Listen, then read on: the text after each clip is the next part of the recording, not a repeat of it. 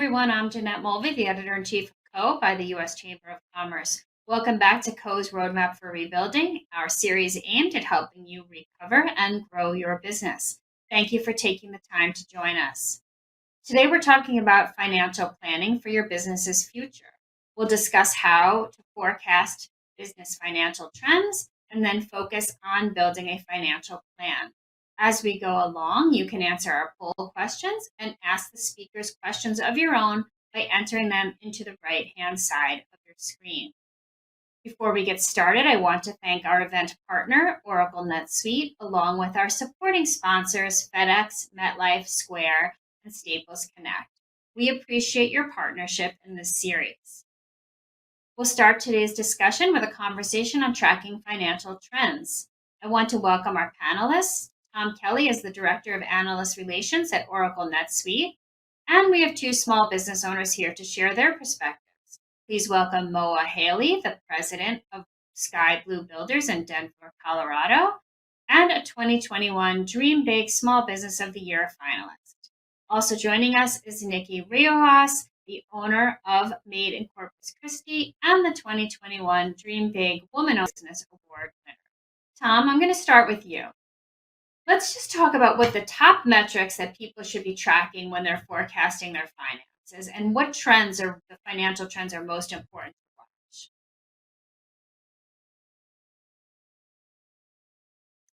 watch. You're muted, Tom, so I'm going to have you unmute and then start that sentence from the beginning. There you go. Something must have happened. Am I okay? So I think for the most part, people are familiar with the standard financial statements, but so whether it's cash or whether it's net income, profitability, I mean, obviously those are key. But one of the things I would encourage organizations to do is make sure you understand what really drives your business. I think most small business owners are very intimate with their operations, so they understand what are the key things that they should be focusing on. And make those things very tangible to the people that need to carry out those activities, right? Because it's one thing to just look at your bank account and the balance and hopefully it's going up. But I think it's much more important to truly understand what's driving that increase and make sure it can be distributed amongst the workforce so that everybody has something to do and they know that their actions are making an impact on the positive, projection of the business.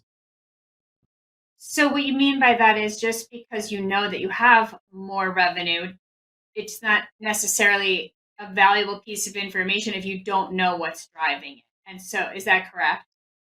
That's correct. But, just having more revenue doesn't mean you're a profitable business, right? Because you could have a lot of revenue, but if you have exorbitant costs, you're not making any money. So the point being is, it's important to take a balanced approach, but it's very important, I think, to have key insights in terms of, the things that you really should be focusing on and in setting your workforce and your employees to be, executing against. Yeah. So, I mean, that sort of takes me into the second part of the question, which is that you can see what your financial situation is on any given day or any week or month, but what kind of overarching trends should businesses be watching? So I mentioned revenue and you talked about profitability, but just more broadly, like what are those key trends you should be following, right? I think there's key trends on the industry you're in. So understanding what the ebb and flow of the industry might be. So I think something we're all experiencing today. I don't know if anybody's living in California, but I think the land of $6 a gallon gas.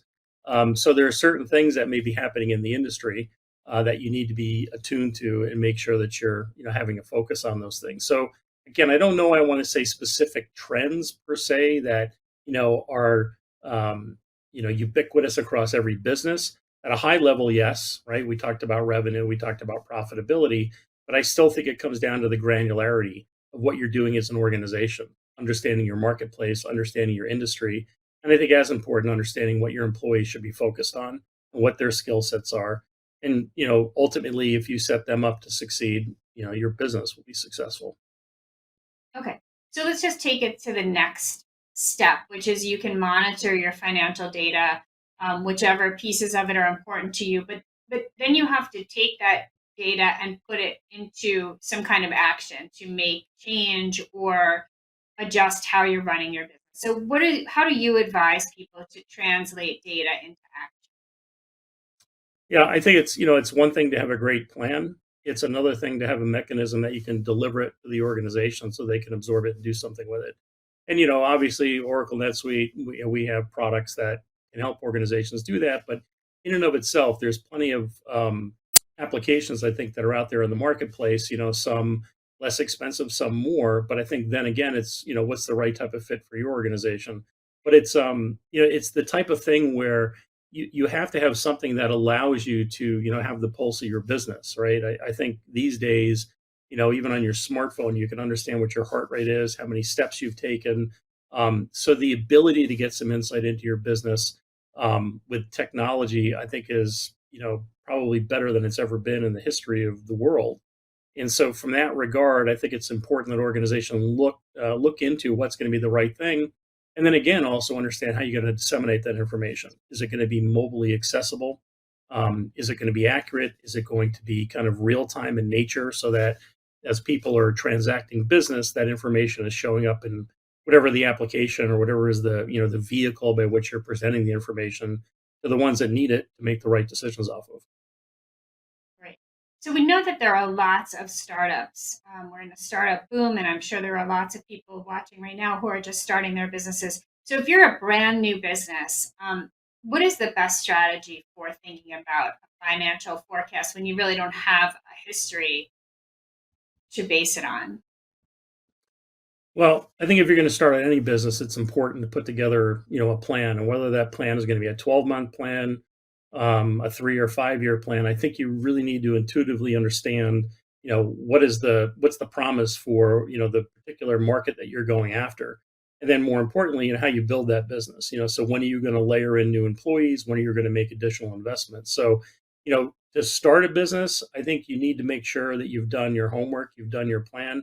Usually most people are very familiar with the concept or idea they may have, but you need to make sure you're forming the right type of perspective around that idea. How does that idea uh, turn into a reality, turn into a situation where if you have 2, 5, 10, 20 employees, how are you going to make sure that you're all marching in the same direction, if you will, so that you're going to assume or ensure that your business is going to be successful. Sure. So a lot of businesses want to do this, but they either have limited resources, limited time, limited employees. So if you're operating in a limited capacity, where in many cases the business owner or a couple of people in the business are wearing many hats, what's the most important thing a business can focus on? The most important thing you can focus on, I think, is making sure that you're, selling your product and or service, whatever it might be, and making sure that it's getting acceptance in the marketplace. And then secondarily, making sure you can support that. So whether it's a one-time sale or it's going to be an ongoing, service in nature, make sure that you have, an organization and a structure or infrastructure, if you will, that's going to allow you to either repeat or support whatever that product and or service might be. Great. I'm going to bring our small business owners into the conversation now. Thank you, Tom. So, Moa, let's start with you. You own a construction company, which requires a lot of cash flow. In the early days of your business, what strategies did you use to make sure you were making smart financial decisions because you're handling so much money is running through the business? Yep, sure. Good question. Yeah, as Tom says, it's important that you're feeding your business, and sales are obviously critical. So early on at Sky Blue, I can tell you that we had a go no go matrix. The three most important things on it were, do we have the financial wherewithal? Can we execute operationally? And is this a product or a service that we can really provide, or are we stretching ourselves too thin? And so, if any of those is no, we wouldn't pursue it as much as you need revenue, et cetera. If you don't have the financial means to execute, there's always a cost to acquire any type of business. And so you have to be very mindful of that and make decisions based on your financial wherewithal. Got it. Hi, Nikki. So, can you tell us, Nikki, what your business does? Kind of interesting and different. And then talk a little bit about your inventory and what kinds of financial metrics you use to make inventory decisions. Sure. So Made in Corpus Christi is literally just that. So we have about 30 different makers, designers, artists that we work with within the coastal bend area of Corpus Christi, Texas. And so we work with a lot of different moving parts from a small business standpoint. So with inventory, we have a couple of different ways that we manage that. The first being, I look at my numbers a lot. As a small business owner, we have a small staff that I have to be responsible for a lot of those things. And so I'm constantly looking at what our most popular products have been and what should we plan for the next year? How much should we order? We were looking at maybe a 20 to 25% growth from last year, and that number has actually tripled this year. So we've had to do a little bit of on-the-fly changes because we're still in our third year of business, or we're just in our third year of business. So because of the structure of ours, it's a little bit easier for us to go to our local vendors and say, can I have more product? Can we get it? Versus if we were to be sourcing things from outside of the state or outside of the country. So it's a little bit easier for us to manage inventory that way than saying it may be a more traditional business. Sure. So speaking of technology, Mowa, I know technology is one of the ways that you have set your construction firm apart from your competitors, many of whom may not be as technologically savvy. Can you talk about that? How you use technology to track your projects and costs? Absolutely. Yeah, I came from the tech sector before I started this construction company, and so the industry is pretty archaic in many ways. But technology is something that you can utilize to streamline a lot of things. And so, 4 years ago, we invested in a software system that is cradle to grave, meaning it's a CRM tool, it's project management as well as accounting, and so and everything that we do is in the cloud, and so our folks are able to be in the field and not have to worry about, hey, what kind of connection do I have? It's all in one system. And so, as you can see with the current trends where labor is an issue, you can have folks doing multiple projects if you have the technology in your systems and processes. And so I think that's been definitely an advantage for us. And I think it's going to be an advantage over the next couple of years as we see labor shortages. Yeah, thank you. Nikki, we talked about inventory, but you also have an online business, which means that there's a component of your business which involves tracking orders and managing those. So can you talk about that? What technology systems you're using to do that? Yes, absolutely. So we use Shopify is the platform that I use for everything. And we were 100% online from the moment that we started our company. So knowing that it would be a brick and mortar and a retail store from the beginning was one thing, but I had built 2 other businesses strictly online in the past. So I knew that was going to be something that was very important to us. It actually, because of this technology, helped keep us running almost at 100% plus over the last year and a half.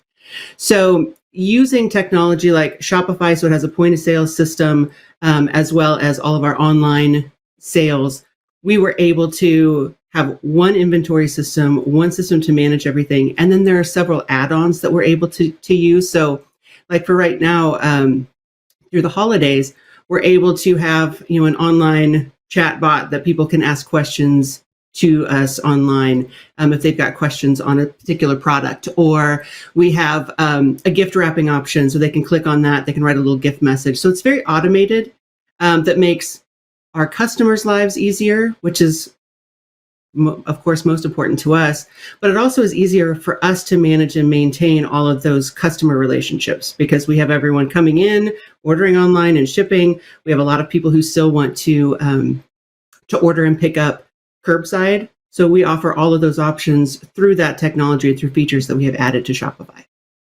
Sure, thank you. So Mowa, I know we talked a little bit about cash flow before, but let's talk more specifically about what are like the key data points in terms of your cash flow that you are really paying attention to all the time, especially as you make a forecast looking forward? Yeah, you eventually, as a small business, as you grow, you have to learn to manage your business by the numbers. So a few key things I look at from annual planning perspective is I can tell you that if our overhead is at a certain amount, I can tell you what revenue number we need to hit in order for us to be a profitable company. Secondly, you need to focus on your costs. If you don't know where your costs are, then you're not really doing a good job of running your business, especially now with the pandemic. Whether it's material shortages, labor costs are increasing, and so you even have to pay attention more to those metrics than ever before. Got it. So before we go to the audience Q&A, we are going to just do a quick poll of the audience. And the question is, what financial metrics do you track most closely? So we're just going to see how the audience votes on that. And we're just going to wait for those results to come in. Oh, so cash flow is the clear winner. Revenue, I'd be curious what other is. I'm surprised cost isn't higher. I feel like for me, that's what I'm always worried about in life. Okay, great. So thank you to the audience. So let's go to the Q&A. Tom, I'm coming to you first. This person's asking a question. I guess their business doesn't sell a product. So it says, for a consultancy that provides a service, not a product, what is the most important tool for predicting future revenue? I don't know if it's as much a tool as what it is that your consulting service is, right? So there's all different types. There are those consulting services that you could say you're an expert in, whether it's evaluations or valuing a company or something. So there's that aspect. There's more rudimentary things like providing an accounting service or marketing service, whatever it might be. So I think it's Mowa had made the comment that he can look at it and he'll know exactly how much revenue he needs to deliver based on overhead.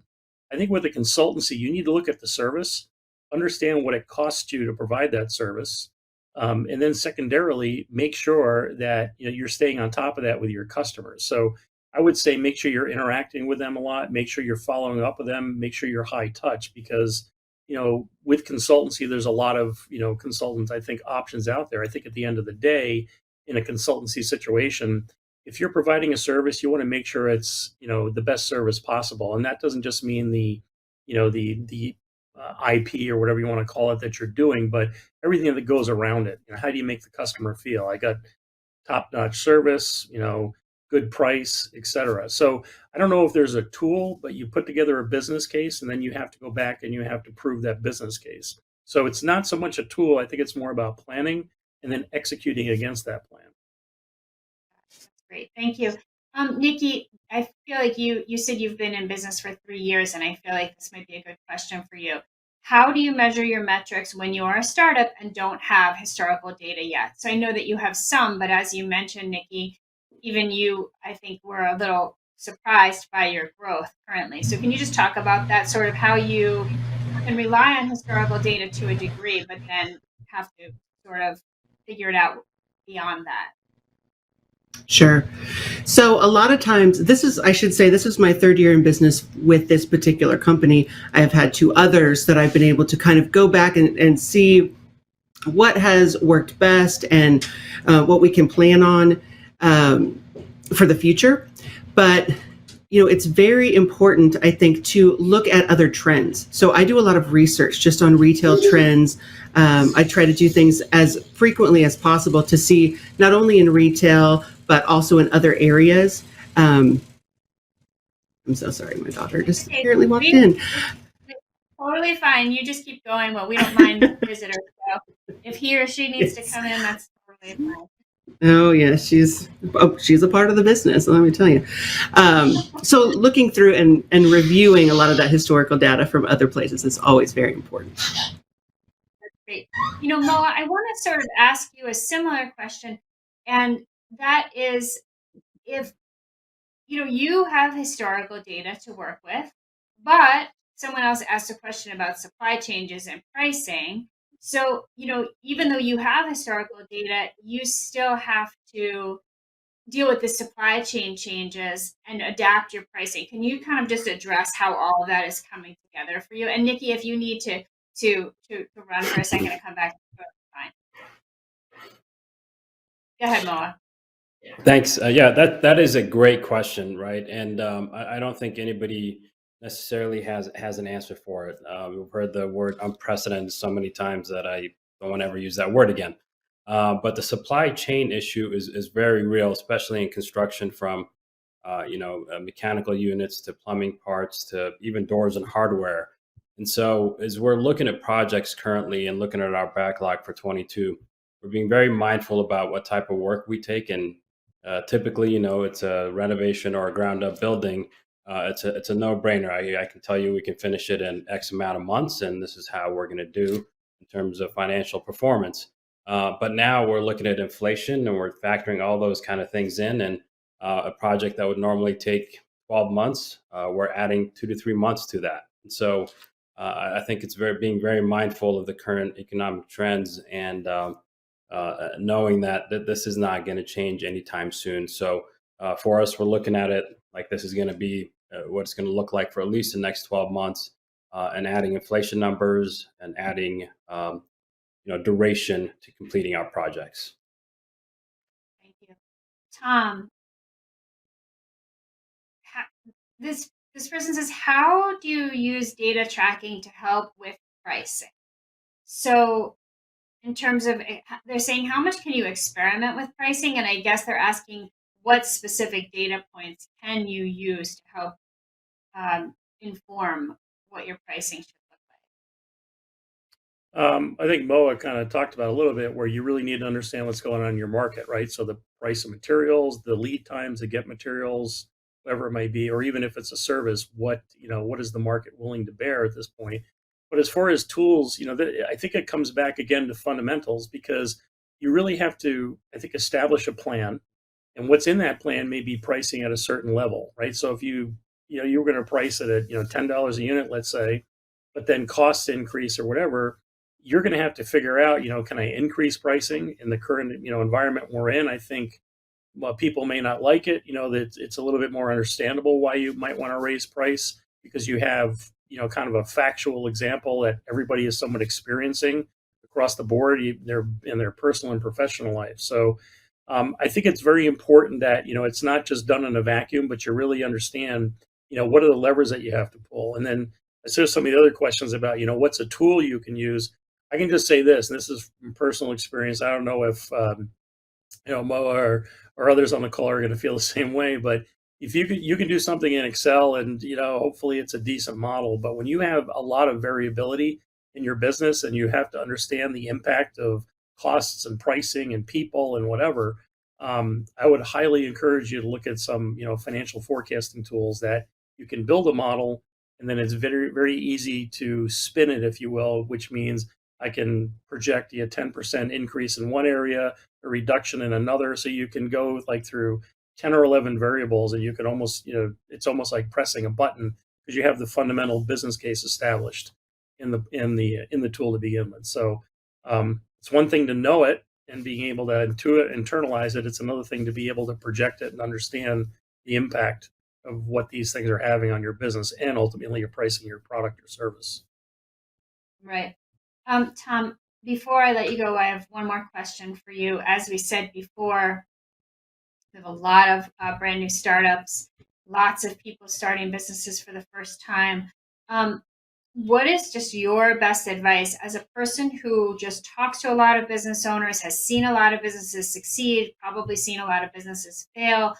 What is your just best piece of advice overall? It doesn't even have to be related to tracking your finances, but what is the quality you see in businesses and business owners who end up being the ones that succeed? What is that quality, and how would you translate that into advice for a new business owner?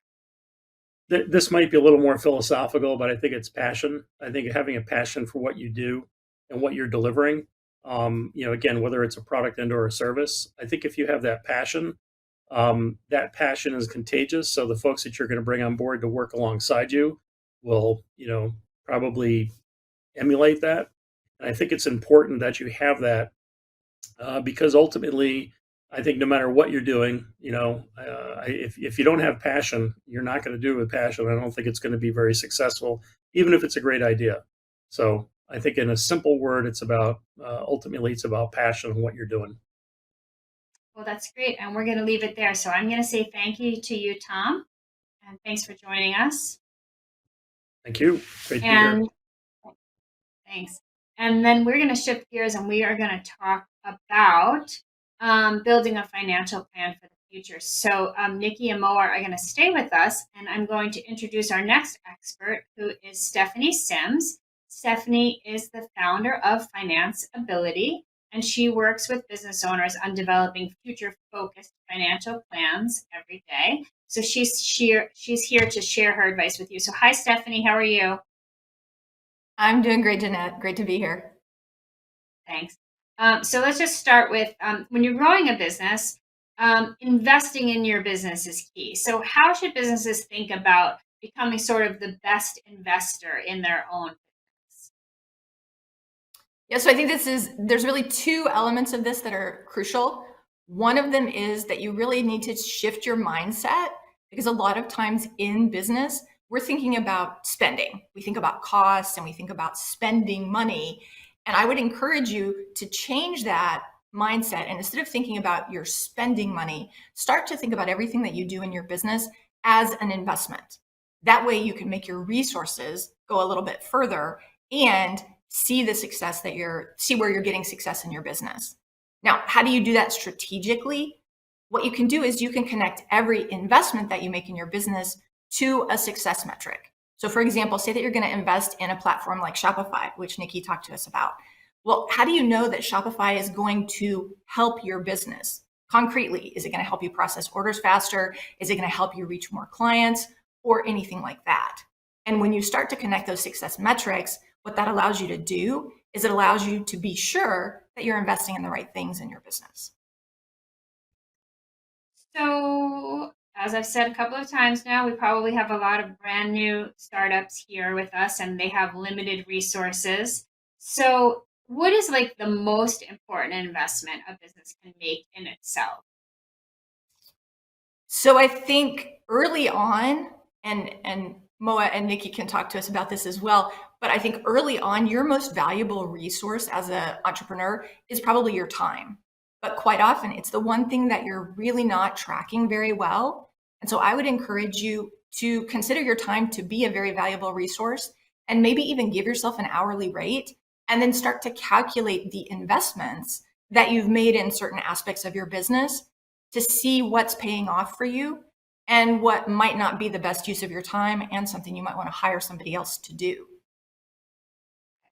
So as a business owner, it's hard to get past the day-to-day and whatever problem you need to solve today, but we're discussing the importance of having a financial plan that looks forward.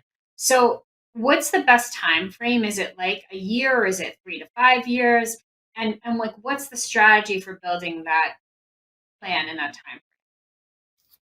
Well, so I think you want to look at different points in time when you're building a plan. Obviously, as Tom and I think the other panelists talked about a little bit in the first section, you've got to know where you're going. You've got to know what you want this business to be ultimately. And so you want to see, okay, in 5 years, where would I like my business to be? But as you start to build a more concrete plan, you're not going to be able to know what's going to happen in 4 years. You want to say, okay, if my vision is in 5 years is to be, at $100,000 in revenue, and what I want to do is start small, then perhaps what I'm going to do is build out that 1 year plan that helps me see how I take the first step into getting to that ultimate revenue target or that ultimate customer target. So we're talking about investing in your business, right? So creating a forward-looking financial plan is investing in your business, investing your time and resources. So what's the best way to just start to build that an effective forward-looking financial plan? So, and I do talk to a lot of people who run into this challenge. I think the very first thing you have to do is you have to build a plan that works for you. You have to build a plan for yourself. Quite often people only put together a business plan or a financial plan because they're looking to talk to a banker, because they want to speak to an investor. And the truth is you really need to build a plan that's going to help you. And that means understanding where you're going. That means understanding what resources you're going to need to get there, and then starting to talk to other people who might provide those resources instead of kind of doing it the other way around. A lot of times people build out what they think they need, and then they try to develop the plan to support this sort of investment ask or this loan request that they're looking for. And unfortunately, all too often, that ends up giving them a plan that's just not very actionable and that they can't really execute on. So I think that's the first step. I think the second step is, instead of using a template that maybe someone gave you, but that doesn't match the way that you think, you want to build a plan around the things that you do in your business every single day. And so the reality is that every single business does basically 4 things. They have to attract buyers who are going to purchase their product or service. They have to deliver that solution. And then they have to delight those clients so that either they're going to purchase again, or they're going to go out and give them referrals or testimonials. And then ultimately, to continue to grow the business, they need to build a new offering, whether that's taking the existing product and service and selling it to a new market, or that's staying with the client that you know well and building another offer for them.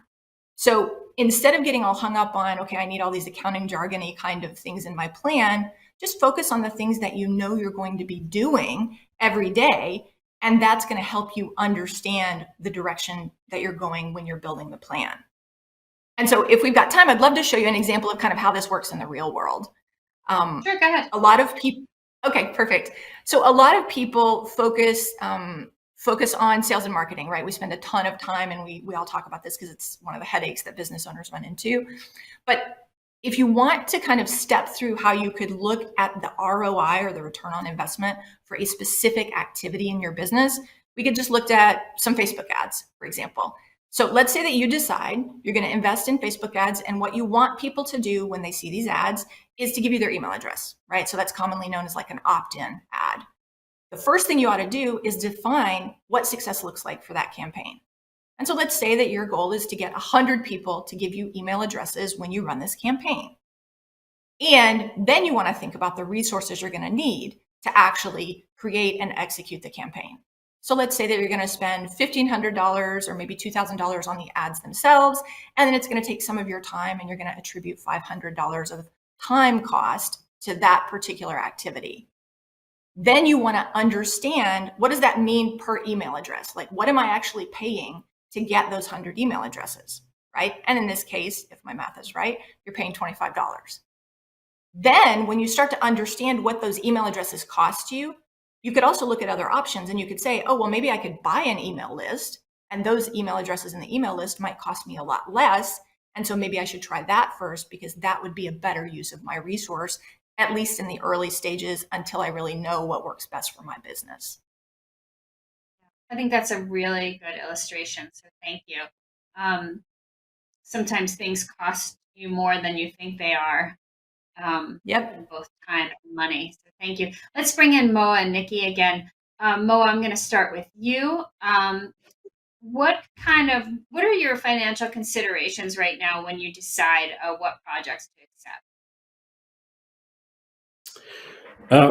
We look at many factors, and I would encourage everybody to have a go no go matrix, if you will, in terms of what projects you pursue. And like I mentioned earlier, financials is always one of those things. Do you have the financial wherewithal or the cost to acquire?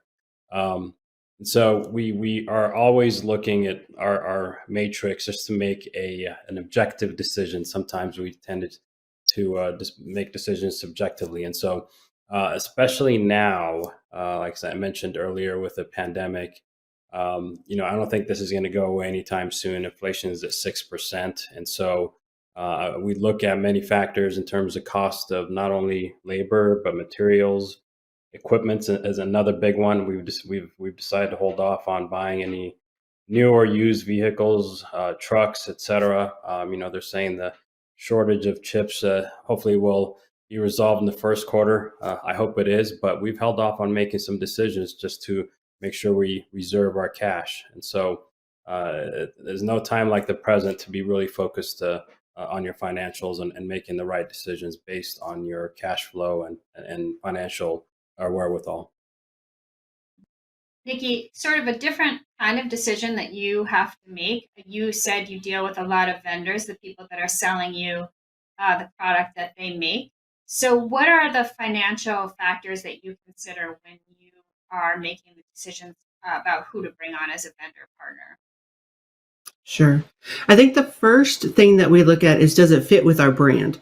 So I think that's the most important part, because if we aren't going to be, if it's not going to fit within the overall aesthetic and what we sell, then I know it's not going to move off of our shelves.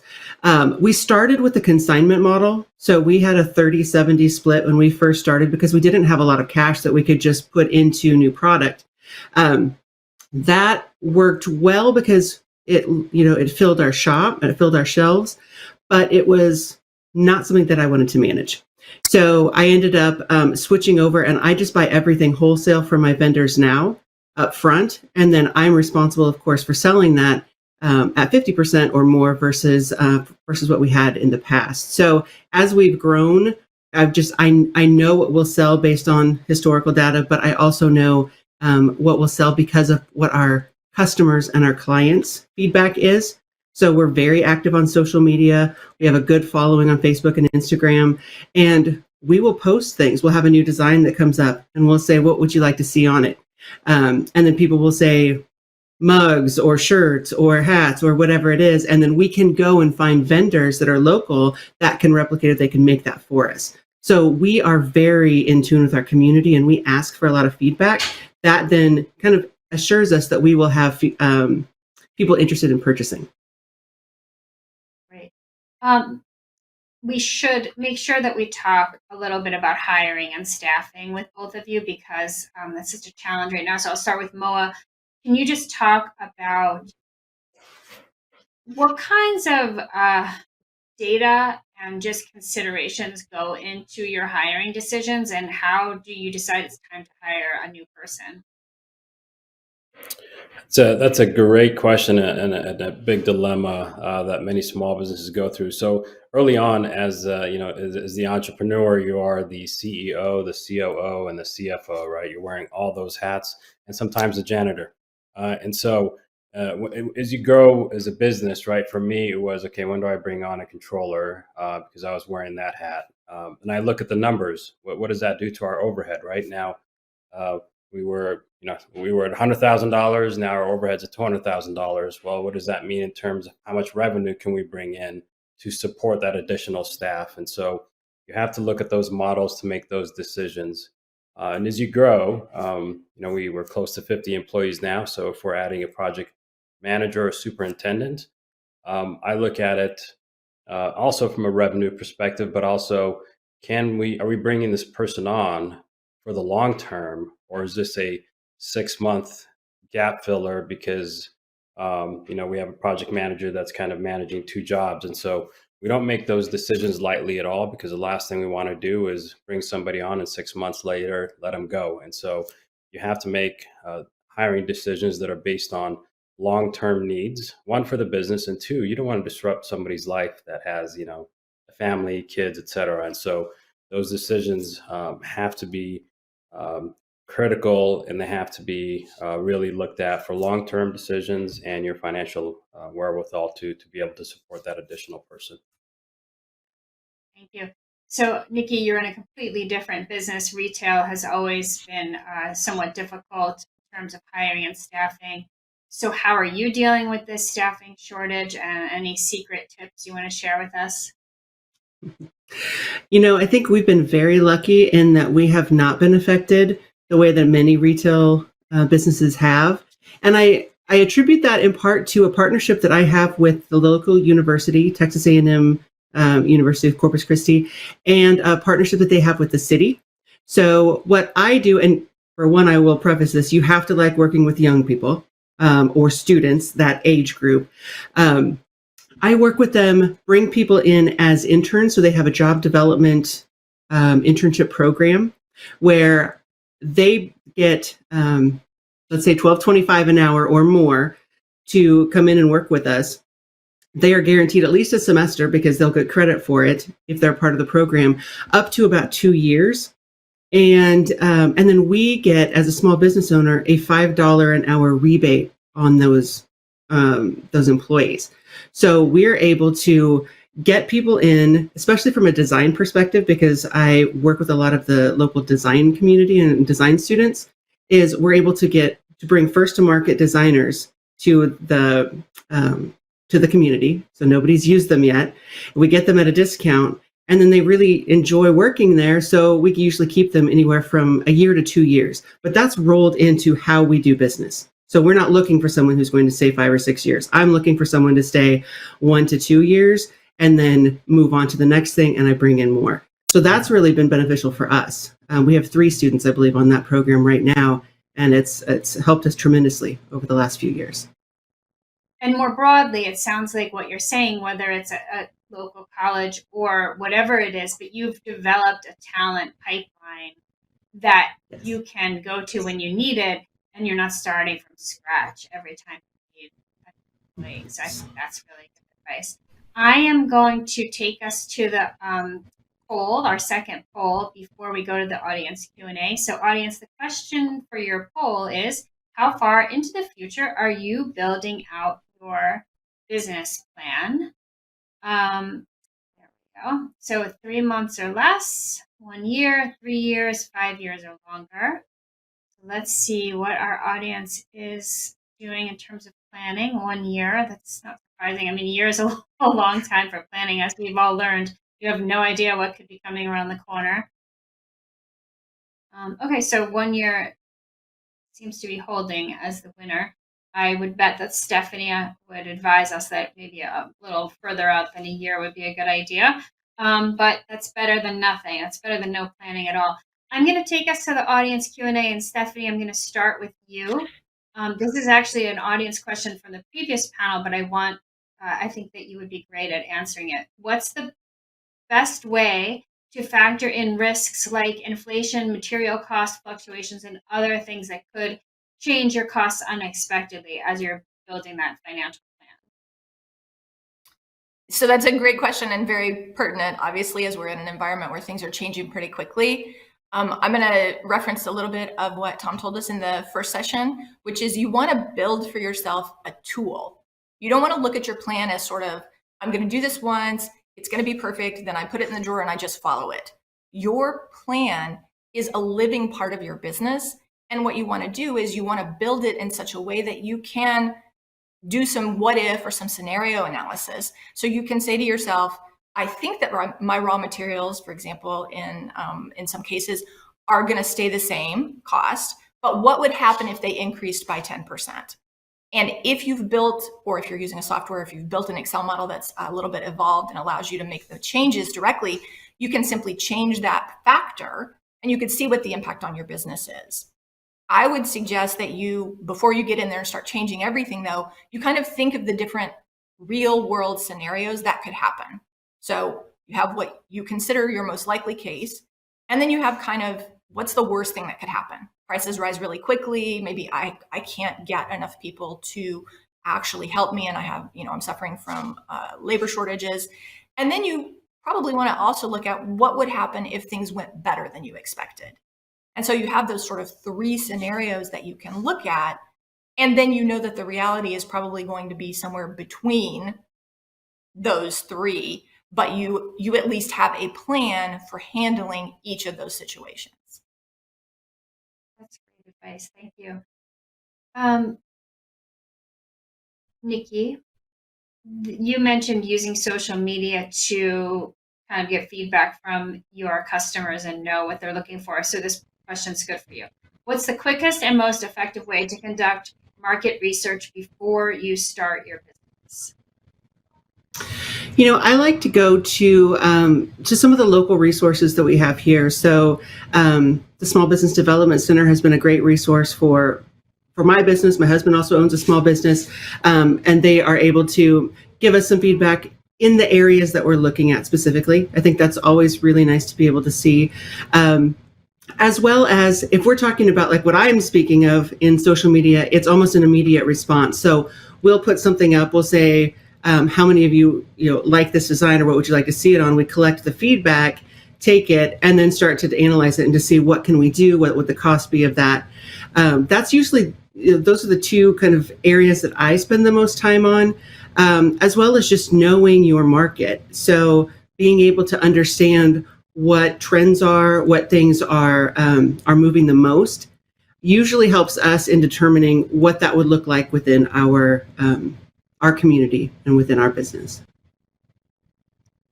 Mowa, this question was directed specifically at you. I suspect someone in my family might be asking you this question because I know they're wondering this for themselves right now, but maybe not. They ask, what is the accounting program you use, and I guess, is the job tracking built into your accounting program, or do you use a separate job tracking? Yes, the system we use is called CMIC.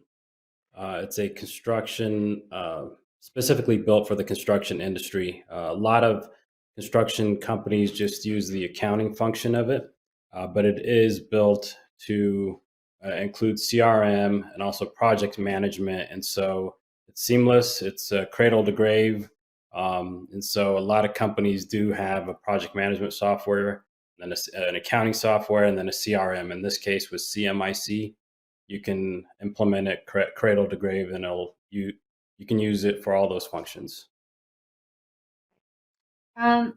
Stephanie, how do you invest in a business when you are limited on money and don't have very good credit? I think that's going to be a hard question to answer, but do you just have any? I think I'll rephrase the question a little bit to say, do you just have any thoughts about maybe bootstrapping and also those starting small and maybe just not investing a lot? Yeah, so this is one of the things that we hear a lot in the popular press, right? Well, the way that you run a really big startup is you go out and raise a lot of money. And the reality is that you can start your business very small without having to take outside investment, and perhaps without having to invest a lot of your own funds. What you need to do, though, and it kind of circles back to what we're talking about today, is have a plan that helps you understand, for example, how you're going to get your first 10 customers. So don't put pressure on yourself that you have to figure out a way to get your first, $1 million in revenue with no funding. Ask yourself, how do I get my first 10 customers with no revenue? Can I just use my network? Can I reach out to people I already know? And if I'm selling a service, obviously I can just provide that service because I don't have to make any cash investments in the service.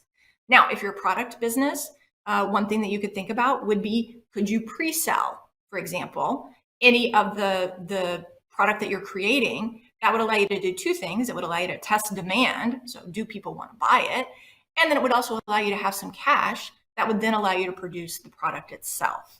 So I would encourage you, before you get hung up on the fact that you need a lot of cash to build or start your business, to build your plan and see what the very first milestone you can achieve is, and really understand if you need a lot of capital to make that happen for you. Mowa, what is the biggest financial mistake either you've made at your company, or you could say what you've seen other people make, but what do you think is the biggest financial mistake?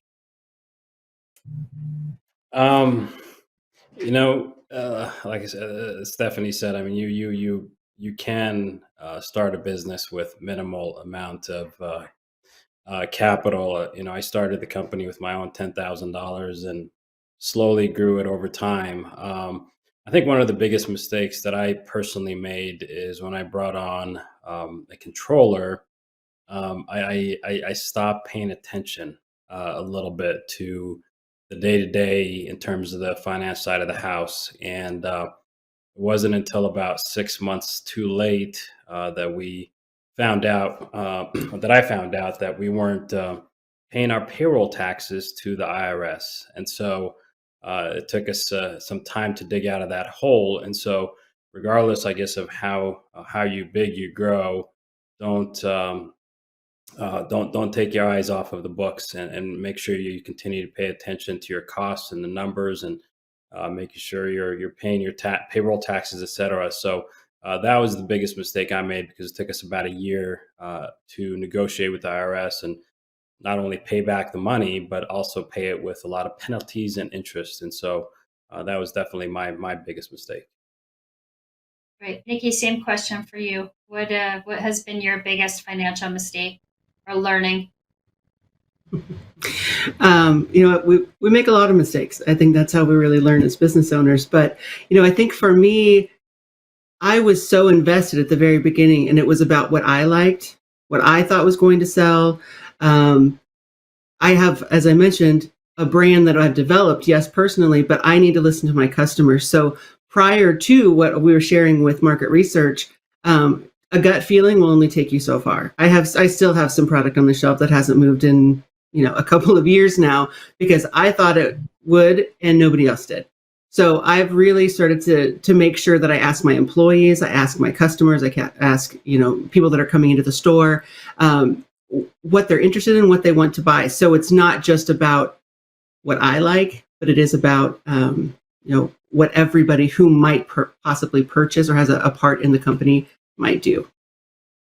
Yeah, it's interesting because both of your answers in their own way are saying that you can't just be single-minded about something. So you're saying you can't only trust what you think is the right thing, and Mowa is saying you also can't only trust another person to make decisions or be on top of something. So it's I think that's good advice, no matter what the topic is, to make sure that there are more eyes than just one person's, including your own, on everything. Stephanie, I'm going to come to you with my last question. You obviously talk to business owners all day long about their finances. And I think, as we all know, whether it's your business finances or your personal finances, there are things you just don't want to think about or look at.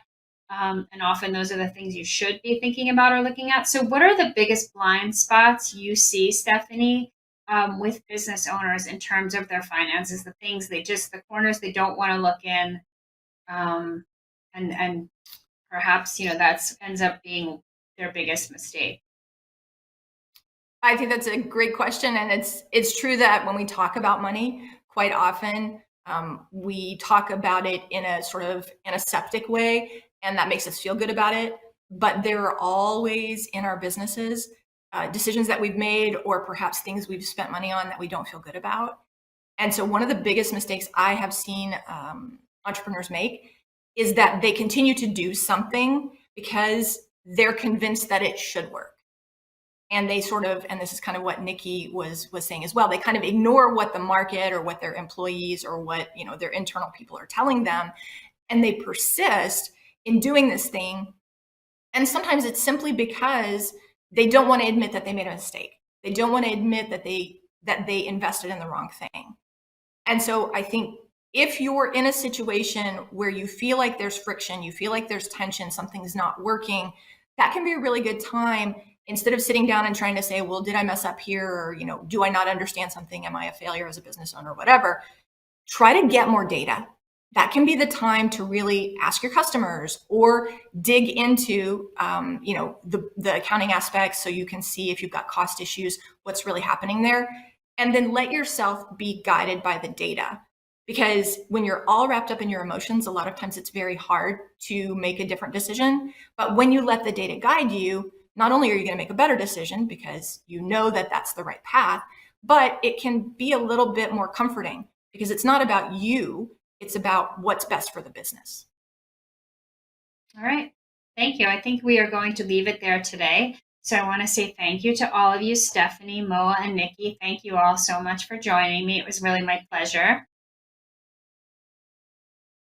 And I also want to thank our event partner, Oracle NetSuite, and our supporting sponsors, FedEx, MetLife, Square, and Staples Connect, for helping bring you this program today. We hope you'll check out Co, the website that I am the editor of, at growwithco.com. And you will also be getting some Co articles in your inbox later today. And please let us know how we did by taking our audience survey on the right-hand side of your screen. That is it for us. Thanks to everyone for joining, and together we will recover and rebuild. See everyone soon. Thanks.